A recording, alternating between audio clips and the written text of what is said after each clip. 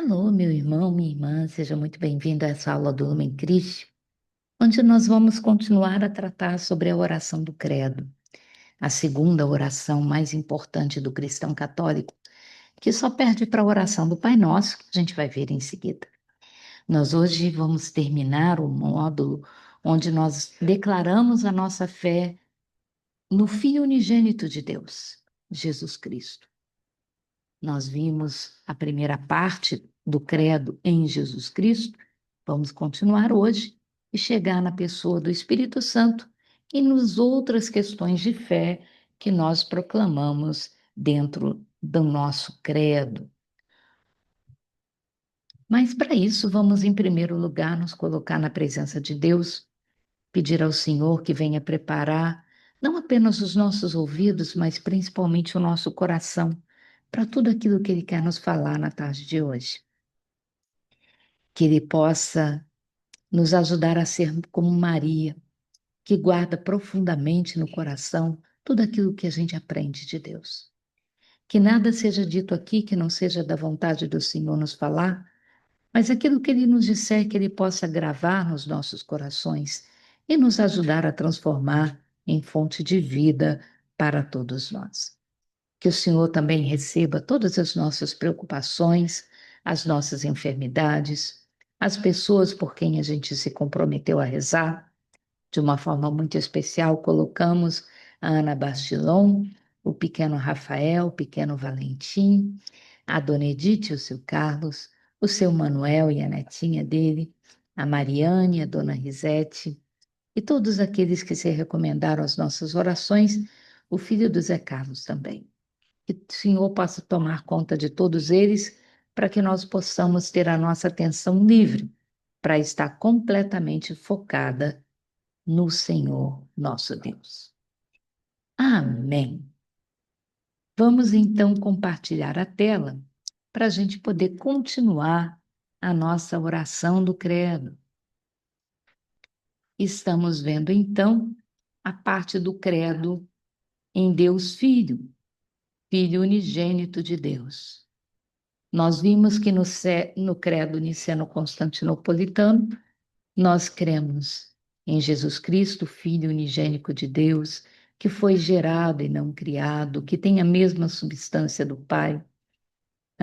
Vimos que por nós, homens, ele, ah, ele veio e se encarnou pelo Espírito Santo no seio da Virgem Maria. Tudo isso nós vimos no nosso último encontro. Nós hoje vamos então ver a terceira parte do credo em Jesus Cristo, onde nós dizemos o quê? Nós dizemos que ele foi concebido pelo Espírito Santo e nasceu da Virgem Maria e se fez homem, que também foi por nós ele foi crucificado sob Pôncio Pilatos, padeceu e foi sepultado. Desceu à mansão dos mortos, nós dizemos no credo, símbolo dos apóstolos, mas ele ressuscitou no terceiro dia, conforme as Escrituras. Vamos ver então quais são as passagens bíblicas que nos dão confiança de afirmar esses pontos de fé a respeito de Jesus Cristo. Sabemos que ele se encarnou pelo Espírito Santo no seio da Virgem Maria, por causa do anúncio do anjo Gabriel a Maria, que nós encontramos no capítulo 1 do Evangelho de Lucas, onde o anjo diz a Maria: Eis que conceberás e darás à luz um filho, e lhe porás o nome de Jesus. Ele será grande e chamar-se-á Filho do Altíssimo. E o Senhor Deus lhe dará o trono de seu pai Davi, e reinará eternamente na casa de Jacó, e o seu reino não terá fim. Maria perguntou ao anjo: Como se fará isso, pois não conheço o homem? E o anjo respondeu: O Espírito Santo descerá sobre ti, e a força do Altíssimo te envolverá com sua sombra. Por isso, o ente santo que nascer de ti será chamado Filho de Deus. E é isso que Jesus é. E ele nasceu da Virgem Maria, né? Em Gálatas 4:4, São Paulo confirma isso, quando veio a plenitude dos tempos, seu filho, que nasceu de uma mulher e nasceu submetido a uma lei. Ok, nosso Deus se fez homem. São João confirma isso também no capítulo 1 do Evangelho de São João, no versículo 14, quando ele diz: no princípio era e o Verbo estava em Deus, e o Verbo era Deus.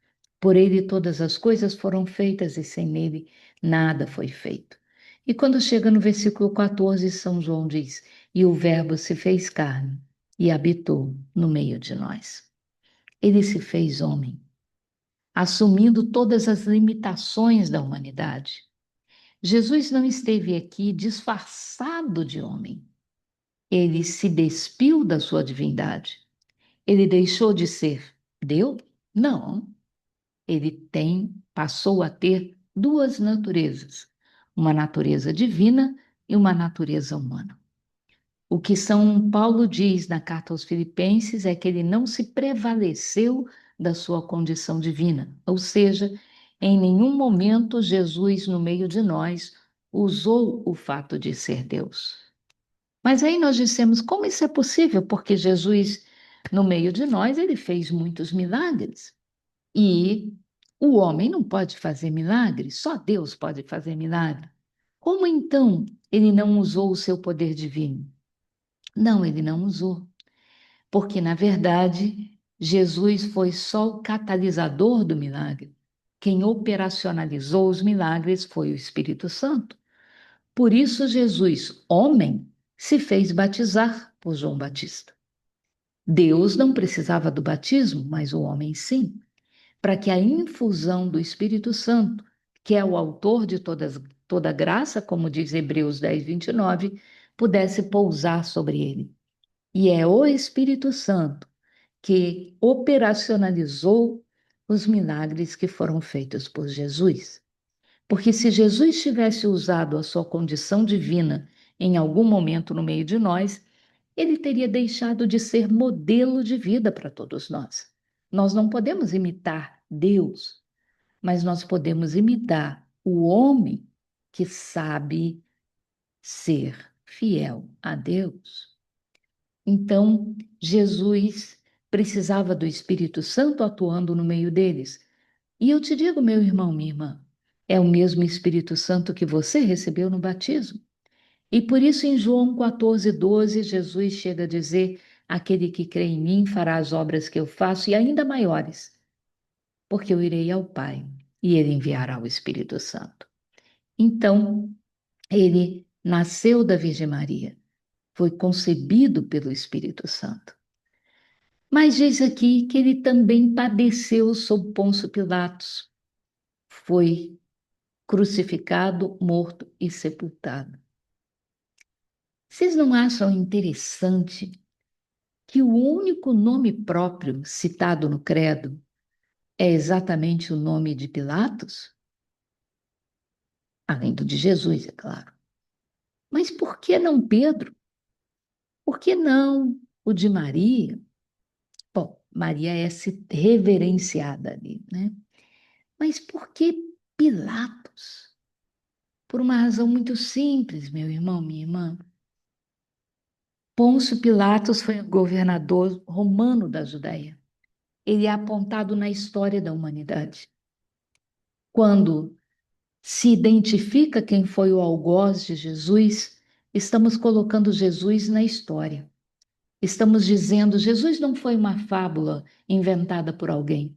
Ele foi um homem que realmente existiu, que caminhou no meio de nós, que viveu uma vida, que morreu no meio de nós. E tal como todo homem, ele, ao morrer, ele é sepultado. Então, a menção de Pilatos aqui coloca Jesus na história, né? Ele não tinha nenhuma culpa, é o que diz São Pedro, né? Não existia nenhuma culpa nele, mas apesar da ausência de culpa, ele foi julgado e sacrificado como um culpado. Por quê? Porque ele não estava pagando a culpa dele, ele estava pagando a minha, graças a Deus. E a sua também, graças a Deus. E porque ele pagou o preço da nossa culpa, nós temos acesso à eternidade que ele nos conquistou. Desceu à mansão dos mortos. Isso não está no credo niceno-constantinopolitano, mas está no símbolo dos apóstolos. Não foi repetido, talvez porque isso já era uma coisa de consenso na época do Concílio de Nicéia e depois Constantinopla. Não se questionava que Jesus havia ido à mansão dos mortos. Na carta de João, no capítulo 5, versículo 25, Jesus chega a dizer assim: em verdade vos digo, vem a hora, e já está aí, em que os mortos ouvirão a voz do Filho de Deus, e os que a ouvirem viverão. São Pedro confirma isso na primeira carta de Pedro, no capítulo 4, versículo 6, quando ele diz assim: pois para isso foi o evangelho pregado também aos mortos, para que, embora sejam condenados em sua humanidade de carne, vivam segundo Deus quanto ao Espírito. O que exatamente significa o fato de Jesus ter descido à mansão dos mortos?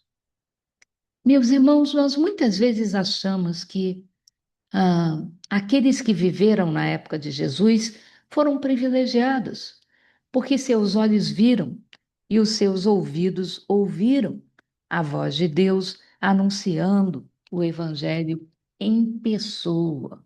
Eles estavam lá, eles testemunharam isso. E aí a gente pensa, como eles são abençoados por terem vivido isso? Eu diria que nós somos mais abençoados do que eles, porque eles viram. E nem por isso todos eles acreditaram. Muitos foram aqueles que, apesar de ver e ouvir, continuaram incrédulos. Mas João, no capítulo 20, quando nós vemos Tomé desacreditar, quando dizem para ele que Jesus tinha ressuscitado, e ele outra vez aparece aos discípulos e Tomé está lá, Jesus diz para ele assim: Tomé, creste porque viste? Felizes serão aqueles que haverão de crer sem ver, que somos nós, que não vimos Jesus pregar o Evangelho, que não estávamos lá quando o Sermão da Montanha foi pregado, que não estávamos lá quando Jesus ressuscitou Lázaro, que não estávamos lá quando Jesus sofreu sua paixão, não estávamos lá quando ele ressuscitou, e tampouco quando ele subiu aos céus. Mas apesar disso, nós acreditamos. Então eu diria, nós somos muito mais felizes, porque seremos mais recompensados por Deus do que aqueles que acreditaram porque viram e não tinham como negar. Mas então está aí a situação de quem vivia na época de Jesus e de todos nós que vivemos depois de Jesus. Mas e o que acontece com aqueles que viveram antes de Jesus vir? Eles não tinham ouvido o Evangelho. Como poderiam então se manter fiéis a uma verdade que eles não conheciam? Então era sim necessário que durante os seus 3 dias de túmulo, Jesus passasse esse tempo na mansão dos mortos, anunciando o Evangelho a todos aqueles que já haviam morrido, para que também eles pudessem decidir se eles queriam ser de Deus ou não de Deus, para que eles também ouvissem a verdade que liberta e assim pudessem tomar a decisão se queriam abraçar esse evangelho ou rejeitar esse evangelho. Ele ressuscitou o terceiro dia, conforme já estava prometido nas Escrituras. Em Atos 3,15, São Pedro chega a dizer: matastes o príncipe da vida, mas Deus o ressuscitou dentre os mortos, e disso nós somos testemunhas. Então, Jesus não ficou morto. Ele ressuscitou no terceiro dia, conforme já havia prometido. E nós acreditamos nisso. Nós acreditamos que recebemos a recompensa do sacrifício de Jesus, que é a herança da vida eterna. Mas temos a bênção e a graça de não perdermos o nosso amado. porque ele morre para nos deixar herança. Você não pode herdar sem que aquele que te deixa o tesouro tenha morrido. Então era necessário que Jesus morresse, mas ele te deixa a herança e volta à vida. Você pode ter o tesouro e o doador do tesouro. Olha que bênção! Quão grande é o amor de Deus por nós. Então, o nosso Deus, ele não está morto, ele está vivo. E continua o credo. Ele subiu aos céus, está sentado à direita de Deus Pai Todo-Poderoso, donde há de vir a julgar os vivos e os mortos. E ele virá na sua glória, e o seu reino não terá fim. Esses são os nossos pontos de fé para encerrar o nosso credo no Filho de Deus, que nós conhecemos pelo nome de Jesus Cristo. Como sabemos que ele subiu aos céus? Está narrado no capítulo 1 do Atos dos Apóstolos. Diz que em Jesus falando com seus discípulos, ele se eleva em relação à terra à vista deles e sobe até os céus. Ele volta ao Pai. E um anjo aparece, aliás, dois, e dizem: Homens da Galileia, por que ficais a olhar para o céu? Este Jesus que acaba de vos ser arrebatado para o céu voltará do mesmo modo que o viste subir ao céu. Então Jesus sobe ao céu, não para ficar distante de nós, não porque ele está cansado dessa vida no meio de nós, mas porque do alto ele consegue nos proteger melhor e enxergar todas as coisas. Então ele sobe aos céus. E está onde? Na posição em que lhe dá todo o poder desse mundo. Está à direita de Deus Pai Todo-Poderoso. É. E nós, então, podemos nos alegrar, porque Jesus, ao voltar aos céus, ele fecha o ciclo da nossa salvação. Ele desce dos céus, executa a sua missão e volta aos céus.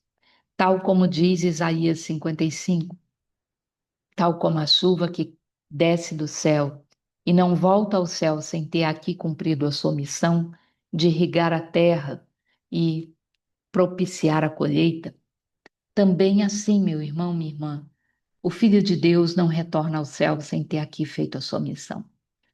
Está na hora dele assumir a sua posição de poder do lado do Pai, para que nós possamos ser protegidos por ele como pertença, como filhos muito amados dele. Em Efésios 1, 19 a 22, São Paulo nos diz: Ele manifestou na pessoa de Cristo, ressuscitando dos mortos e fazendo-se sentar à direita, à sua direita no céu.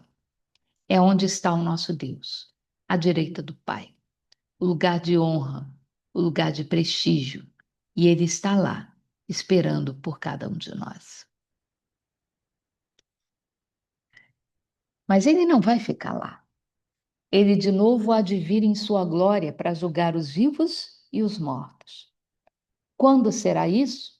Não sabemos. Pode ser hoje, pode ser daqui a 2 minutos, pode ser daqui a 8 horas, pode ser daqui a 3 meses, pode ser daqui a 30 anos, pode ser daqui a 1000 anos.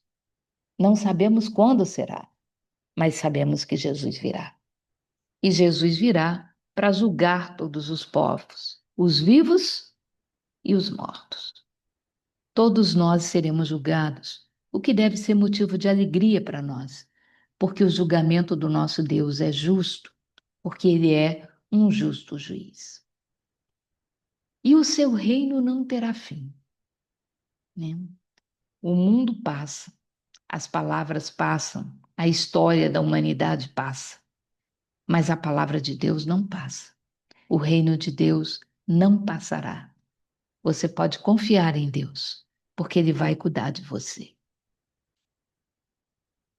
Em Lucas 1:32, o anjo Gabriel diz a Maria: Ele será grande e chamar-se-á Filho do Altíssimo. E o Senhor Deus lhe dará o trono de seu pai Davi. e reinará eternamente na casa de Jacó. Se você vê o anjo Gabriel fazendo o mesmo anúncio para Zacarias sobre a vinda de João Batista, ele diz: e ele será grande diante de Deus. Jesus não será grande diante de Deus, porque Jesus é o próprio Deus. Ele não se compara a Deus, porque ele está em Deus, é Deus. Mas também em relação ao Espírito Santo, nós devemos nos considerar privilegiados por sermos grandes. E o nosso rei, um reino que não é desse mundo, mas que ele começa a construir já nesse mundo, através de cada um de nós, com o evangelho que a gente é capaz de testemunhar e de pregar. Ele virá um dia para julgar todos os povos, e o seu reino não terá fim. No último módulo da oração do Credo, nós proclamamos a nossa fé no Deus Espírito Santo, ok?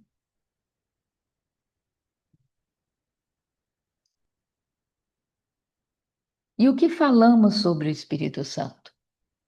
E essa está aí uma das grandes razões do Concílio de Constantinopla. Porque no Credo, símbolo dos apóstolos, nós só falamos uma frase a respeito do Espírito Santo. Creio no Espírito Santo. E acabou. Essa pouca atenção dada à pessoa do Espírito Santo levou a uma heresia muito séria, que dizia que, na verdade, o Espírito Santo não era Deus.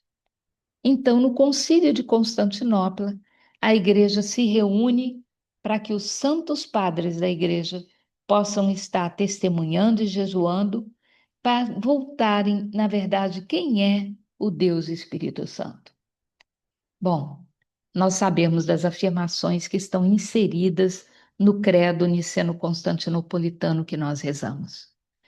Eu não digo apenas creio no Espírito Santo, eu digo creio no Espírito Santo, Senhor que dá a vida, e procede do Pai e do Filho, e com o Pai e o Filho é adorado e glorificado.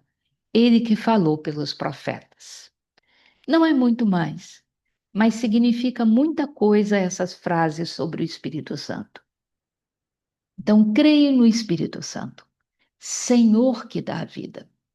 Na verdade, a palavra Senhor usada aqui é uma expressão que a igreja usa única e exclusivamente para se referir a Deus de uma forma geral. Nós usamos a palavra Senhor indistintamente. O Senhor da padaria, o Senhor que me deu a informação, o Senhor que me atendeu, o Senhor que sentou ao meu lado, o Senhor que entrou junto comigo, o Senhor que me maltratou. Nós falamos Senhor para tudo. A igreja só usa a palavra Senhor nesse contexto para se referir ao próprio Deus.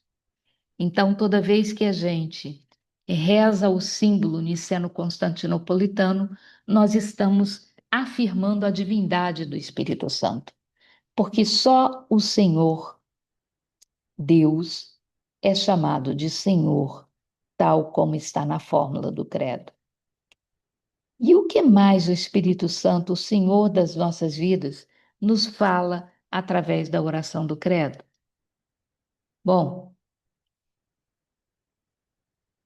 ele mostra a importância do Espírito Santo na hora do batismo, de o envio de Jesus e de pregar o Evangelho, pois e depois ensinai a todas as nações, batizando-as em nome do Pai, do Filho e do Espírito Santo, que se une ao mandato de Jesus para que a gente pregue o Evangelho a toda criatura até os confins da terra.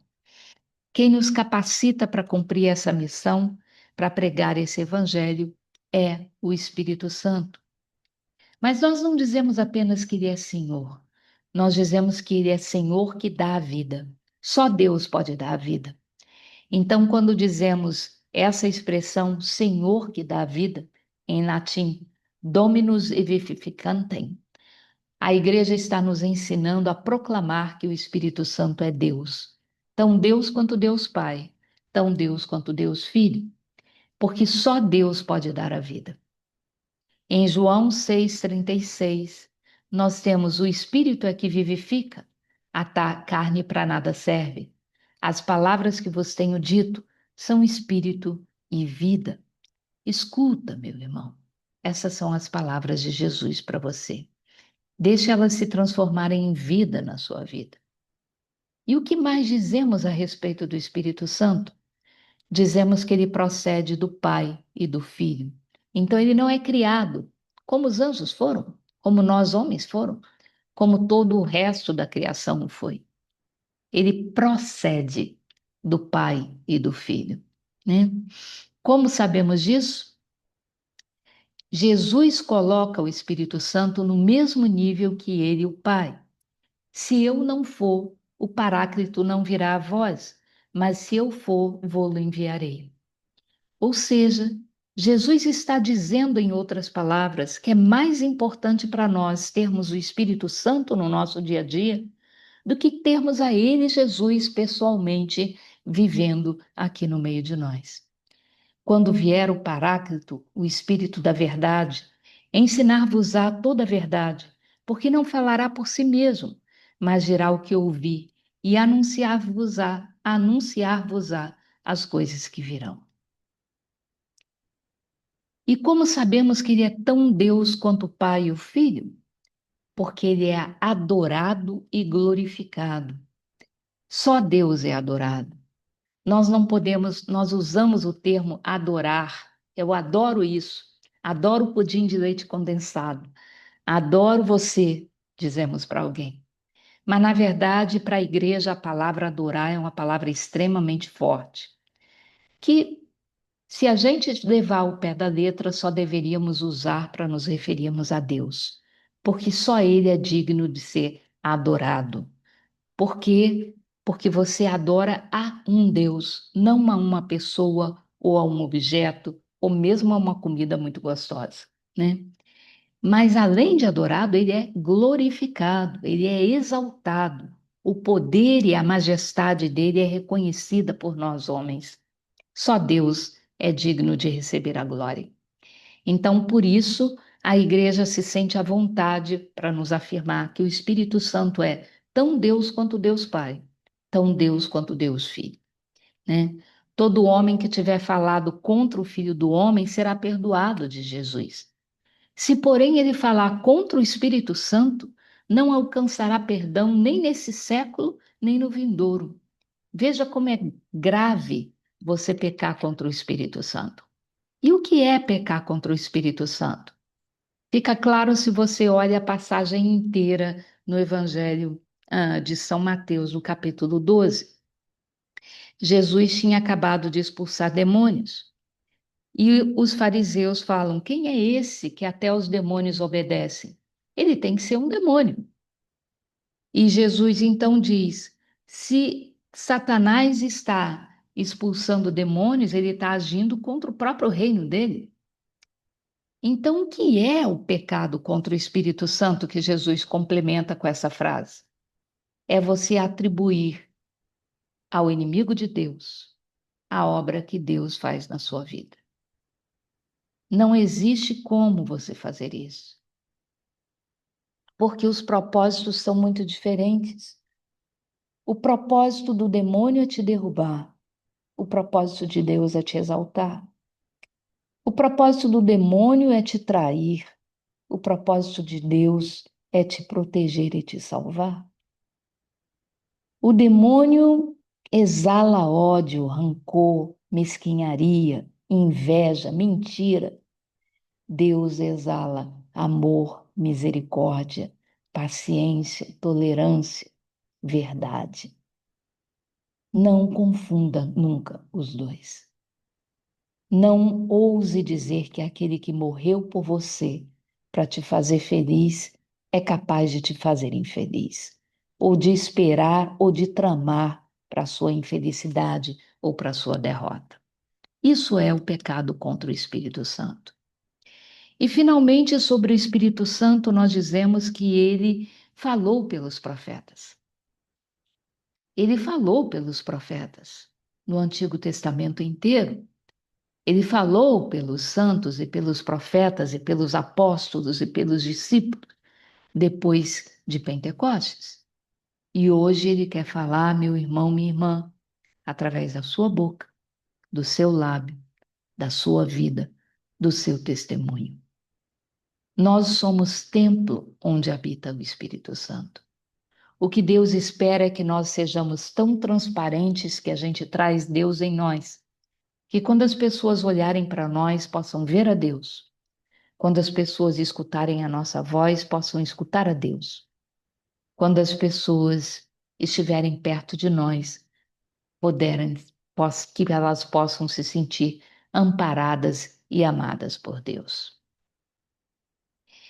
E, finalmente, para encerrar a nossa oração do Credo, nós temos ainda os pontos de fé que nos sustentam enquanto igreja, enquanto filhos de Deus. No símbolo dos apóstolos, dizemos: creio na Santa Igreja Católica. No Niceno Constantinopolitano, nós ainda afirmamos que essa igreja é una, santa, católica e apostólica. No símbolo dos apóstolos, dizemos: creio na comunhão dos santos. A comunhão dos santos é algo tão inerente à nossa fé que ele também já não precisou ser incluído no Niceno Constantinopolitano. Ele está nas entrelinhas. Creio na remissão dos pecados, ou professo um só batismo para a remissão dos pecados, na ressurreição da carne, na vida eterna, mas também no mundo que há de vir. Amém. Como sabemos que essas afirmações de fé são verdadeiras? São Pedro, em Mateus 16, 18, nós temos Jesus se voltar para Pedro, que acabou de declarar que Jesus é o Messias, o Filho do Deus vivo. E Jesus então se volta para ele e declara: eu te declaro, tu és Pedro, e sobre esta pedra edificarei a minha igreja, e as portas do inferno não prevalecerão sobre ela. Porque a nossa igreja é una. Ela tem unidade de fé, unidade de doutrina, ela é uma só. Nossos irmãozinhos evangélicos, eles têm uma metodologia de que quando um pastor ou a ovelha do rebanho não concorda com alguma coisa, ou está querendo crescer e acha que já está maduro demais, aquela pessoa sai daquela igreja e funda uma outra denominação, para seguir o mesmo pastor que é Jesus Cristo, o mesmo evangelho que foi pregado, mas eles sentem necessidade de se dividir. A Igreja Católica tem necessidade de comunhão, de união, porque lá em João, no capítulo 17, esse foi o único pedido que Jesus fez a Deus Pai quando estava para se entregar na cruz por nós. Que eles sejam um, ó Pai, como tu e eu somos um. E por isso a nossa igreja é fundamentada no ensinamento dos apóstolos. E ela é una. Ela tem unidade de rito e unidade de doutrina. O que é verdade na igreja no Brasil, é verdade na igreja em Assunção, é verdade na igreja em Tóquio, é verdade na igreja no Alasca. É uma unidade de doutrina e de rito também. A mesma leitura que é lida na missa aqui no Rio de Janeiro vai ser lida em Fortaleza, vai ser lida na Conchinchina.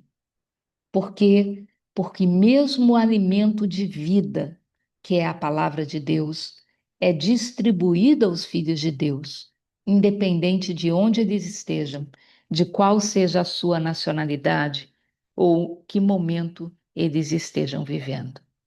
Então, a nossa igreja é una e ela é santa, porque tem Deus, Espírito Santo, que habita nela. É santa, mas também pecadora, porque ela é feita de homens que somos todos nós. Ela é católica, A palavra católica significa universal. Significa que tem espaço para qualquer um que queira se juntar. Não importa se você seja pobre ou rico, se você seja branco ou negro, se você seja homem ou mulher, jovem ou velho, não importa. As portas da igreja estão abertas para você. Por quê? Porque Deus morreu para que você tivesse vida. E cabe à igreja manter o rebanho sempre unido, porque quando nós caminhamos sozinhos, somos vítimas fáceis para os lobos desse mundo. Mas se estamos em bando, uns se protegem aos outros e Deus protege a todos nós. Em Apocalipse 7, versículo 9, São João tem a visão da grande multidão que era a comunhão dos santos. Uma multidão que não se podia contar. Então não tem lugar só para 144 mil no céu. 144 é 12 vezes 12. E 12 é o número da perfeição, vezes ele mesmo, e multiplicado por 1000, que significa infinitude dentro da tradição judaica. Então tem lugar para todos nós no céu. Você só precisa vir e pegar a sua entrada com Jesus Cristo. Professo um só batismo para a remissão dos pecados. Foi um poder que Jesus conferiu a Pedro. Aqueles a quem perdoardes os pecados, eles serão perdoados. Aqueles a quem os retiverdes, seriam retidos.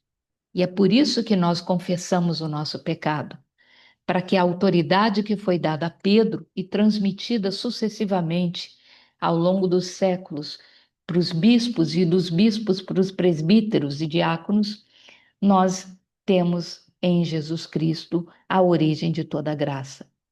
E Jesus, então, promete que irá nos ressuscitar dos mortos no final dos tempos.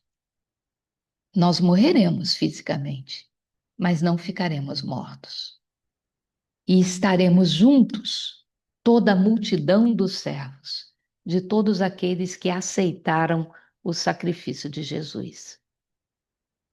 Eu creio na vida eterna, porque eu creio que esse mundo que nós vivemos não é o final da história, é apenas um preâmbulo. A nossa história de eternidade começa quando a gente morrer e a gente se juntar à comunhão celestial para clamar a vitória e a glória de Deus.